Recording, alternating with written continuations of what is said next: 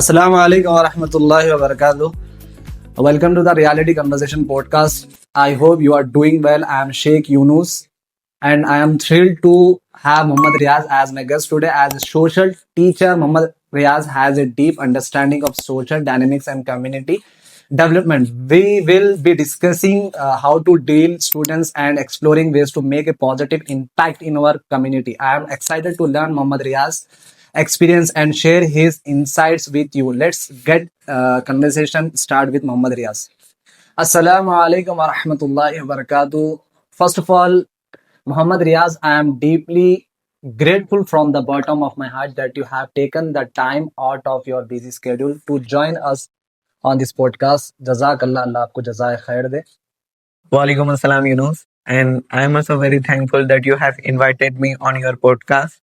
And I'm also very excited to share my thoughts and opinion regarding the teaching and how I am dealing with my students and how students get attract me by my presence and all everything. Riaz sir, first of all, why did you choose the teaching profession? Actually, I selected teaching profession from my schooling days when I was in 7th class. तभी से मेरे को ये inspiration था कि मैं teacher बनूं तो और मैं सोशल टीचर बनूं और बाय माय फॉर्चुनेटली अल्हम्दुलिल्लाह I am become the social teacher because of my teachers who has taught me in my school days and my principals also has inspired us to become something big in the life, so I decided to become the teacher. So because teaching gives me the relaxation and I very connected toward the studies, that's why I selected to become the teacher.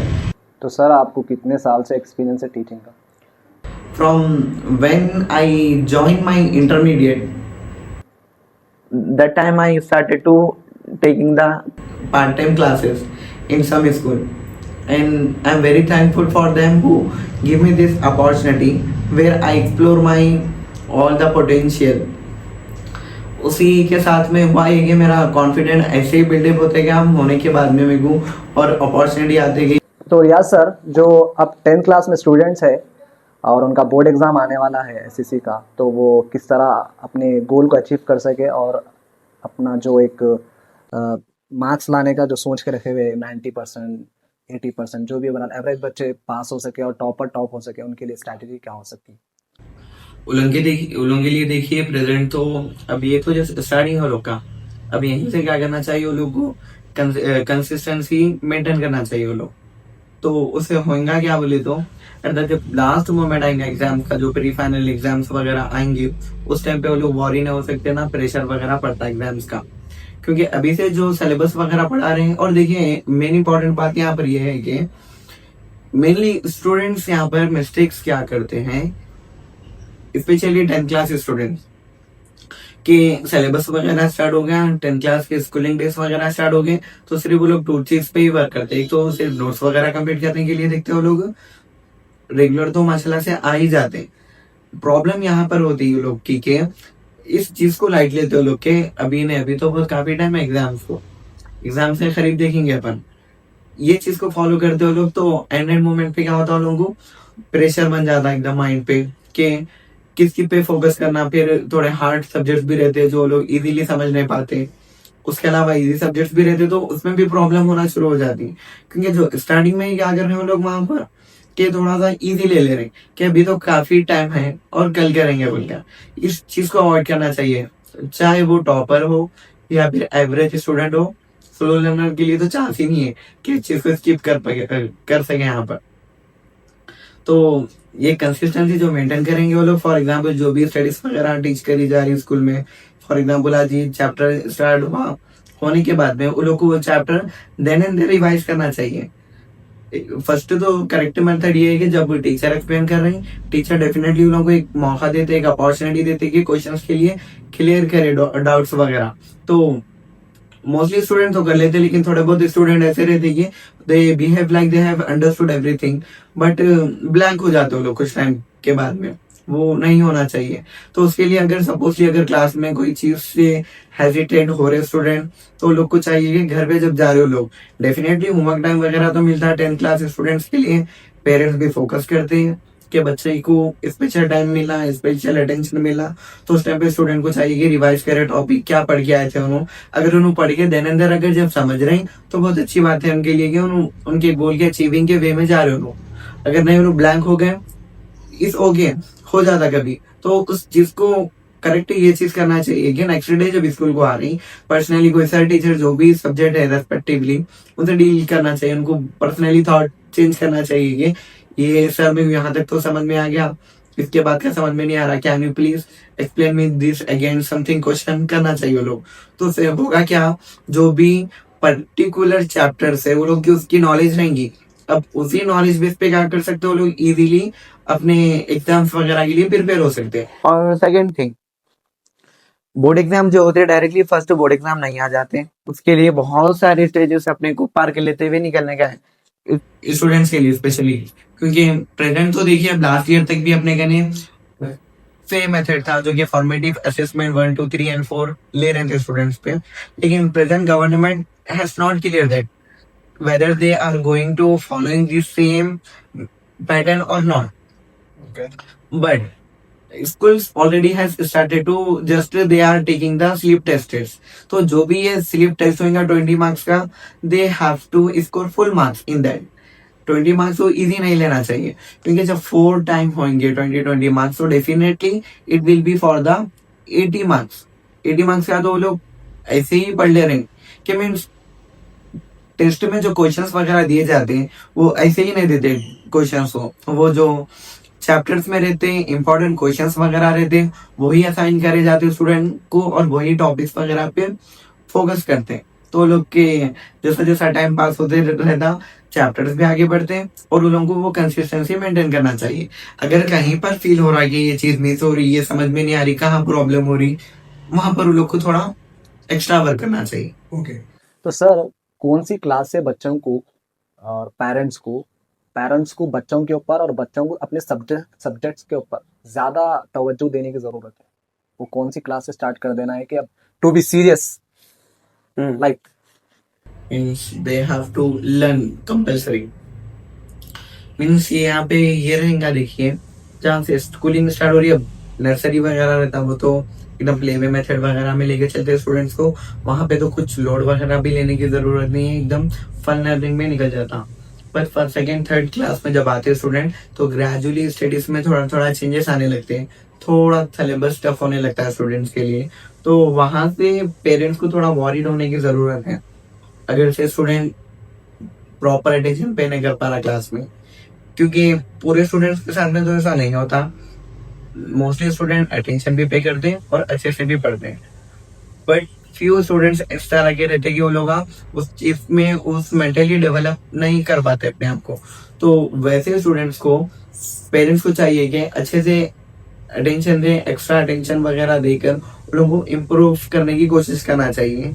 और उसी के साथ साथ जैसा जैसा possible हो रहा वो लोग टीचर से अपने डील करना, टीचर से बात करना स्टूडेंट के कि क्या हो रहा है यहाँ पर, कि स्टूडेंट क्यों इम्प्रूव नहीं हो पा रहा।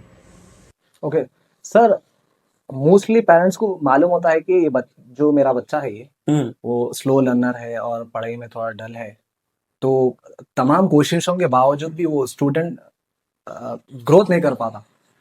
तो पेरेंट्स को क्या करना चाहिए जो बच्चे को जो है सो पढ़ाई में अच्छा कर सके? अब इसमें देखिए बच्चे का माइंड जाने की जरूरत है यहाँ पे, ओके कि बच्चे का इंटरेस्ट किस तरफ है। थोड़े बच्चे ऐसे रहते, थोड़े स्टूडेंट्स के वो लोग को टोटली इंटरेस्ट वो लोग का स्टडीज में तो नहीं रहता, बल्कि वहां रहता प्लेइंग में, आउटसाइड प्लेइंग करते हैं जो कि गेम्स रहते हैं, और स्मार्टफोन वगैरह एडिक्ट हो गए। तो प्रेजेंट तो चाहिए कि जितना पॉसिबल हो उतना स्मार्टफोन वगैरह थोड़ा अवॉइड करवाना बच्चों को, क्योंकि आजकल की जो मेजर प्रॉब्लम हो रही है कि जैसा बच्चे को मीन्स फूड वगैरह देना स्टार्ट करे, जस्ट लाइक ये होममेड फूड वगैरह रहता, तभी से क्या करें पेरेंट्स उसको कोकोमेलन टाइप राइम्स वगैरह उसमें एडिक्ट कर दे रहे हैं। तो बच्चा जैसा बड़ा होते जा रहा उसको ये रियलाइज नहीं हो रहा कि अब उन्हें बड़ा हो रहा उसको ये हटाना है मोबाइल खाने के टाइम पे, तो पेरेंट्स ही क्या करें इधर हैबिट उसकी खराब कर दे रहे कि उसको फोन दे दे रहे हैं, उन्हें उस पर एडिक्ट हो जा रहा, अब उसको डेफिनेटली उसका इंटरेस्ट नहीं आ रहा है स्टडीज में। तो ग्रेजुअली अब पेरेंट्स को चाहिए कि थोड़ा फोन से अवॉइड करना। अब उसके लिए बेस्ट एग्जाम्पल ये रहेगा, देखिए कि बच्चे जो भी रहते हैं, भले ही बहुत ही छोटे बच्चे हो या फिर के थोड़े थर्ड फोर्थ के भी बच्चे हैं, वो लोग कहाँ से सीखते हैं? अपने पेरेंट्स से, वो लोग को कॉपी करके सीखते हैं वो लोग। तो पेरेंट्स को चाहिए कि in front of them they not have to use the mobile phone, okay specially while they are using some social media। अगर किसी से बात कर रहे हैं, कांटेक्ट कर रहे हैं, it's okay, it's a natural, it is very important कि किसी को कम्युनिकेट करना है वहां पर। लेकिन अननेसेसरी वगैरह मोबाइल फोन बच्चों के सामने भी यूज नहीं करना चाहिए। तो उससे वो लोग को क्या होता, एक इंटरेस्ट डेवलप होता। एक तो वो लोग चाहते हैं कि वो लोग के इंटरेस्ट के वीडियो देखें, एंड प्लस जो पेरेंट्स देख रहे हैं, जो वीडियो स्क्रोलिंग वगैरह कर रहे हैं, उसमें भी उन लोग का इंटरेस्ट डेवलप होना शुरू होता। पता ही नहीं चलता कि कोको मिलन से बोला कब रील्स पे शिफ्ट हो गए एंड शॉर्ट्स पे। Okay sir, what is the difference between CBSE and SSC? यानी दोनों का सिलेबस एक ही रहेगा या मुख्तलिफ रहेगा, या दो कोई हार्ड है कोई आसान है, ऐसा कुछ है? सीबीएसई एंड एसएससी में देखिए, सेंट्रल बोर्ड ऑफ एजुकेशन जो सीबीएसई होता, उसमें एक चीज बहुत ही एडवांटेजेबल रहती स्टूडेंट्स के लिए जो ऑलरेडी वो सिलेबस पढ़ रहे हैं। Through out the India same syllabus रहता है लोग का। एंड इवन थोड़ा इसका कंफर्म आइडिया तो नहीं है मेरे को, इंटरनेशनल लेवल पे भी इसका एडवांटेजेबल रहेगा लोगों को सीबीएसई से। ओके क्योंकि सीबीएसई में mainly subjects and experimental based studies वगैरह से डील करते हैं। लेकिन एसएससी में होता यही कि इसमें एक अप टू स्टेट बाउंड्री तक ही रहती थी मोस्ट वैल्यू जो रहने की है। क्योंकि मेनली ने रिलीजन स्टडीज वगैरह को ज्यादा डील करता है इन्हें, कि मतलब just like we are living in the Telangana, तो तेलंगाना के बारे में ज्यादा रहेगा इसमें, तेलंगाना की हिस्ट्री के बारे में रहेगा, and all and languages mainly include हो जाएंगे इसमें, Urdu, Hindi, Telugu, like this languages वगैरह। बट सीबीएसई में इस तरह से नहीं होता, mainly English and plus experimental basis studies, mathematics something ऐसा चलता होता है। एसएससी एसएससी में यही रह रहा ना कि मतलब लैंग्वेज वगैरह तक का ज्यादा इंक्लूड है। तो एक टाइम के बाद में होगा क्या, यानी कि अगर कोई तेलंगाना से शिफ्ट होके कहीं दूसरी जगह पे शिफ्ट हो जाए, दूसरे स्टेट में हो जा रहे हैं, तो सीबीएसई सिलेबस में अगर उन्होंने ज्वाइन हो रहे हैं तो उनको सेम सिलेबस मिलेगा। लेकिन एसएससी में क्या होता है, जो तेलंगाना में पढ़ाया जा रहा है वो दूसरा महाराष्ट्र या कर्नाटका में वो चीज नहीं पढ़ाते, उसका सिलेबस थोड़ा डिफरेंट रहता। तो दोनों में टफ कौन सा सिलेबस रहेगा? अगर टफ की बात करेंगे तो सीबीएसई थोड़ा टफ रहेगा। अगर लेकिन जो स्टार्टिंग से ही सीबीएसई पढ़ रहे हैं उन लोगों के लिए टफ नहीं रहेगा, ये इजी रहेगा, क्योंकि उनको पता है कि यही है, यही पढ़ना है। अगर जो एसएससी से अगर उसमें शिफ्ट हो रहे हैं तो थोड़ा प्रॉब्लम फेस कर सकते हैं, it is possible. Okay sir, मुख्तलिफ स्टूडेंट्स कोई उर्दू मीडियम में है, जी कोई इंग्लिश मीडियम में है, तो उर्दू मीडियम भी हमारे तेलंगाना गवर्नमेंट में स्टेब्लिश हुआ है। जी, उर्दू मीडियम तो हाँ जी। जो उर्दू मीडियम का स्टूडेंट है हम्म उसके लिए भी आगे कुछ फ्यूचर है? हम्म मींस उर्दू मीडियम से इंटरमीडिएट, उर्दू मीडियम से ग्रेजुएशन पढ़ने के बाद, कंप्लीट होने के बाद उसको जॉब की अपॉर्चुनिटी मिल सकती हाँ एग्जैक्टली मिल सकती है, उसको अच्छे से करियर अपना बिल्ड करना चाहिए कि स्पेसिफिक जो सब्जेक्ट लिए हुए हैं उसमें करें। फॉर एग्जांपल अगर कोई मेडिकल स्टूडेंट है, क्योंकि उर्दू मीडियम में भी अवेलेबल रहते हैं सब्जेक्ट, मेडिकल स्टूडेंट्स वगैरह हैं, उसमें उर्दू स्ट्रीम से चल रहा बैकग्राउंड है वो लोग का, आयुर्वेदिक यूनानी दवाई वगैरह बताई जा रही है, देखिए है। ओके जड़ी बूटी समथिंग इस तरह के डिपार्टमेंट वगैरह में तो उर्दू ही वगैरह चलती है। एक एग्जांपल है, देखिए चारमीनार हॉस्पिटल पता है शायद आपको, जहाँ पर पूरा यूनानी मेडिसिन वगैरह के बेस पे जी ट्रीटमेंट करते हैं, और टोटली वहाँ पे उर्दू मीडियम के स्टूडेंट ही रहते हैं जो डॉक्टर्स वगैरह रहते हैं वहाँ पर, कि वो लोग पहले उर्दू मीडियम से ही अपने जो भी स्टडीज वगैरह है कंप्लीट करे हुए रहते हैं। तो बट इसमें अगर बात करेंगे अपन पर्टिकुलर इंग्लिश की, तो इंग्लिश में थोड़े ज्यादा अपॉर्चुनिटी मिल जाते हो, उतनी उर्दू वालों को नहीं मिलते कंप्लीट उर्दू मीडियम रहने की वजह से। एक अप टू लिमिट है वो, लेकिन है एडवांटेजेबल। ओके सर, कोई उर्दू मीडियम से ग्रेजुएशन अपना कंप्लीट करा हुआ है तो उसको गवर्नमेंट जॉब लग सकती? जी लग सकती है गवर्नमेंट जॉब, के जॉब के अलग अलग सेक्टर्स रहते हैं, अलग अलग कैटेगरीज वगैरह रहते हैं। तो अब based on the religious categories वगैरह उनको जॉब मिलने के चांसेस रहते हैं। ओके सर, इस वीडियो के आखिर में तो हम्म हमारे जो पेरेंट्स हैं और स्टूडेंट्स हैं उनके लिए आपका मैसेज क्या रहेगा? एंड ऑफ द वीडियो देखिए, मेरा मैसेज एक सिंपल सा रहेगा कि अब जो भी स्टूडेंट्स वगैरह है अपनी स्कूलिंग जो स्टार्ट करे हैं या फिर के 10th क्लास है अपना अबाउट टू फिनिशिंग है, मीन्स के 10th में तो डेफिनेटली स्कूलिंग खत्म पे वो लोग की, तब उन लोगों को चाहिए कि डेफिनेटली अब 10th में जो पढ़ रहे हैं डायरेक्ट 10th में तो नहीं आ गए उन्होंने, बल्कि स्टार्टिंग से बेसिक क्लासेस वगैरह से आ रही। तो 10th क्लास एक ऐसी क्लास रहती है वहाँ पे उनको पूरा जो स्टार्टिंग लाइफ से जो एजुकेशन वगैरह एक्योर करते हुए आए, यहाँ पे अपना परफॉर्मेंस बताना रहता है कि उनको कि वाकई इतनी एलिजिबल हो गए कि बोर्ड एग्जाम वगैरह क्रैक कर रहे हैं बोलकर।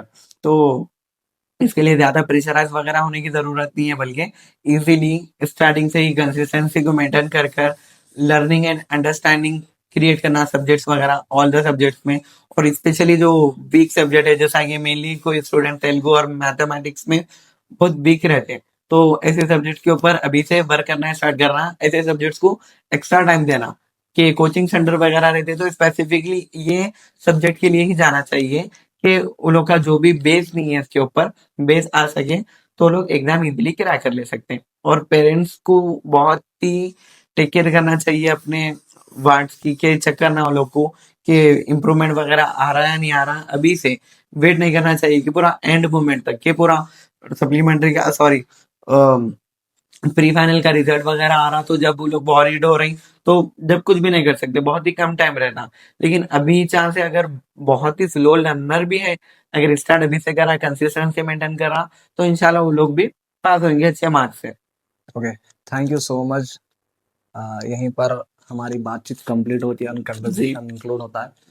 आपका मैं बेहद शुक्रगुजार हूँ कि आपने हमारे इस चैनल यानी रियलिटी कन्वर्सेशन पॉडकास्ट पर जी, I am also very thankful that you have invited me at your reality podcast channel. So maybe some mistake can be happen by me, so please ignore it and thank thank you so much आखिर तक हमारे इस video में बनने के लिए। और comment में बताइए कि इस वीडियो में हमारे साथ क्या गलती हुई और क्या हमें अपग्रेड करना चाहिए। और आप बताइए कि हम और कौन से गेस्ट को हम जाकर अपने पॉडकास्ट में इनविटेशन दे सके। जज़ाकल्लाह।